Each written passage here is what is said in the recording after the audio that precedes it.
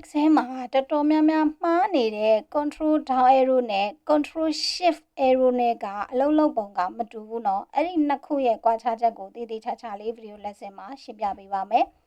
control arrow ကကြတော့သူက move လုပ်တာ selection မှတ်တာမဟုတ်ဘူးเนาะ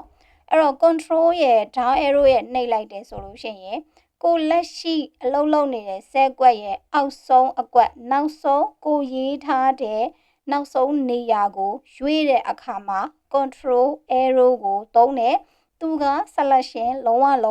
မှတ်ဘူးအဲ့လိုမဟုတ်ဘူး control right ကိုသုံးတယ်ဆိုရင် control right ကိုသုံးတယ်ဆိုရင်ကိုရေးထားတဲ့စာရဲ့နောက်ဆုံးနေရာကိုပို့ပေးတာဆဲကွက်ကိုရွှေ့တာ